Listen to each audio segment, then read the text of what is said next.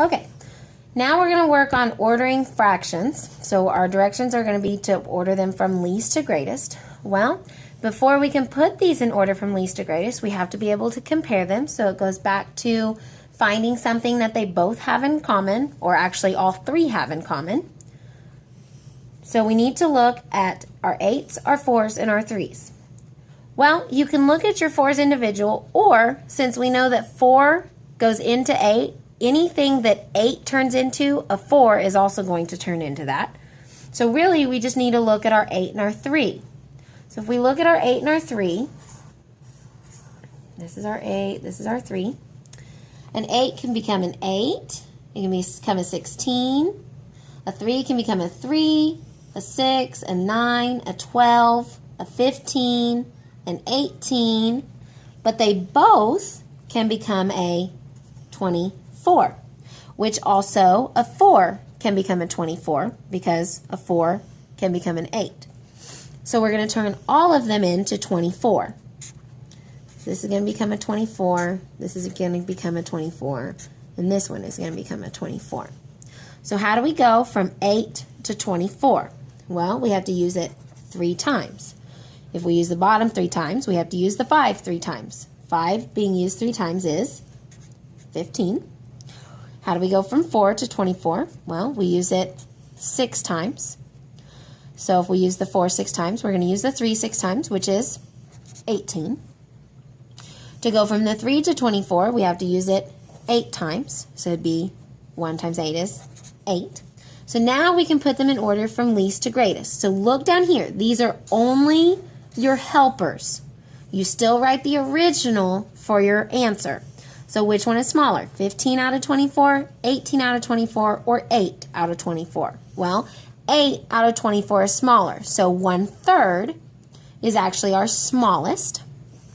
Okay?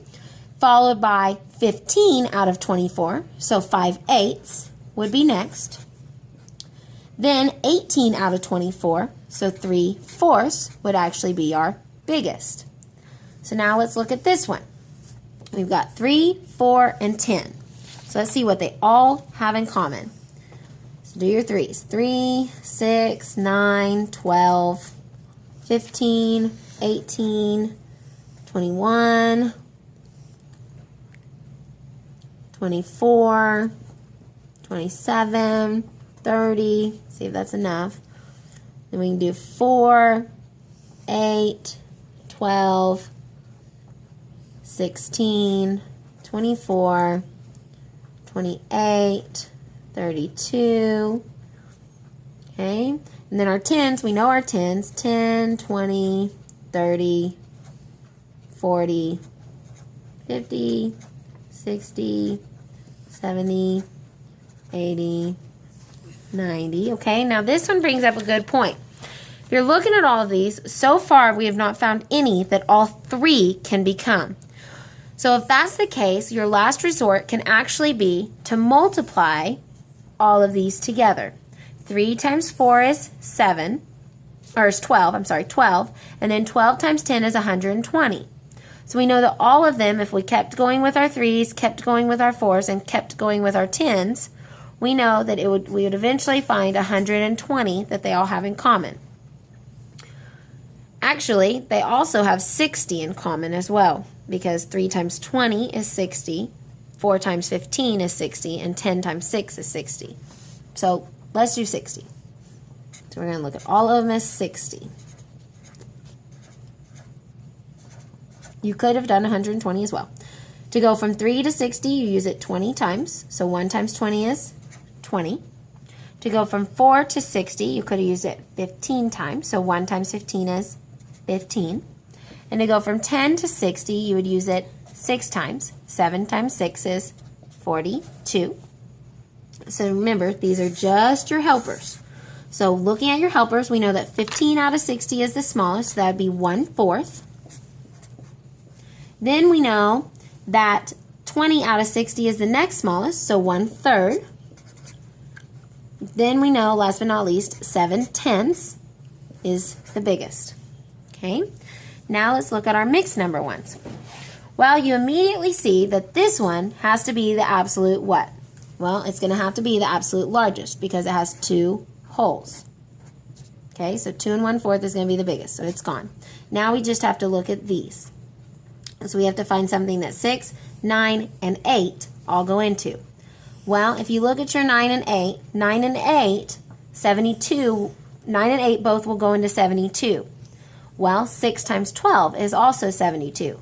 If you don't know that, you can come down here, write all of your 6s, all of your 9s, and all of your 8s, and you will eventually find that they all go into 72.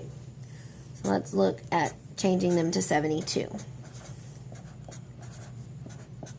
Okay, how do you go from 6 to 72? Well, times 12. 5 times 12 is, well, 5 times 10 is 50, 5 times 2 is 10, so 5 times 12 is 60. 9 times 8 is 72, and 5 times 8 is 40.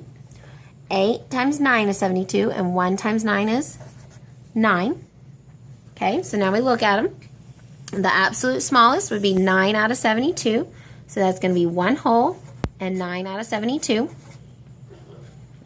Then our next one would be this one, 40 out of 72, so that'd be 1 and 5 ninths. Make sure you remember to put your whole numbers over here. Don't let them get lost. And then 60 out of 72, so 1 and 5 sixths would be next. So that would be in order from least to greatest. Now, my 5th graders, I'm going to redo number, I think this was again.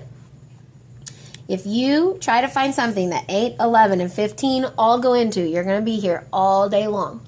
So when you have a problem like this, you can draw a picture to help you eliminate some of them, but you're not going to use that for all of them. So let's look at our picture. We know that all of these mixed numbers all have a 4 in the front, so that's not going to help us any.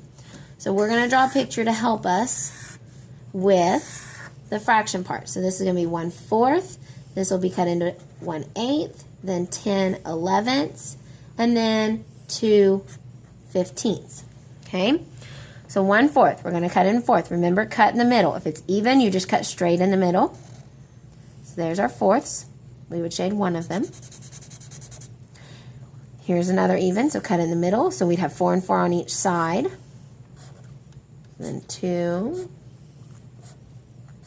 Okay, and remember to make your pieces the closest to being equal as you can. Nobody's perfect. 11 is odd, so you're actually going to take a chunk out of the middle, which means there'd be 5 on each side.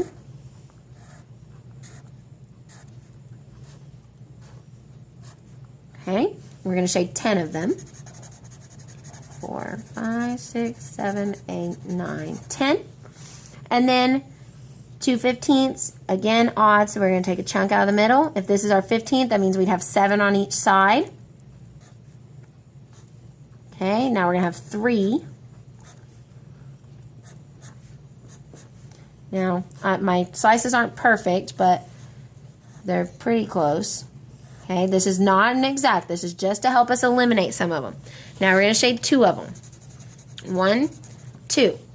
Okay, by doing this, we can immediately eliminate this one as part of having to find something that is in common, because we know that it is way bigger than any of the rest. So we know that 4 and 10 11ths is going to be our greatest mixed number.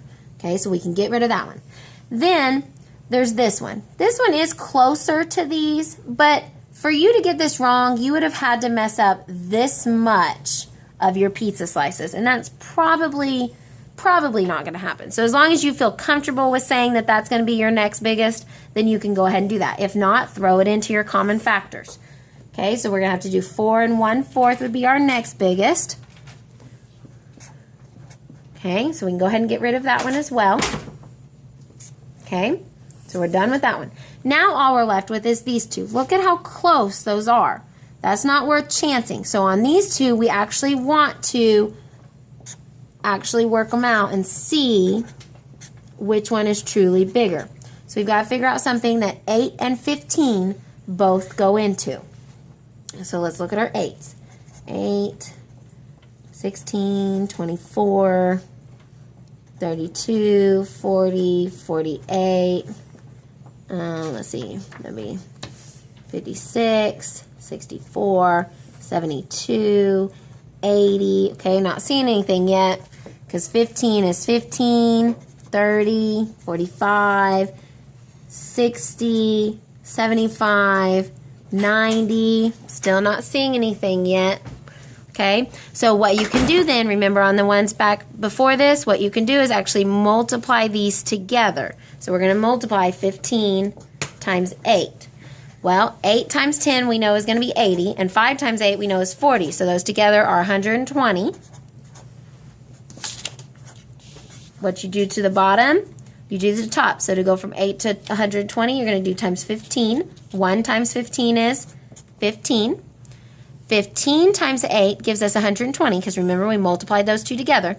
2 times 8 is 16. So which one would be our first one? Which one is actually smaller? Well, 1/8 is actually smaller. So 4 and 1/8 would go first, and then 4 and 2/15. So that's how, remember how we did number, what number was that? 8, 9. So you can also use that one for the next one as well, that same method.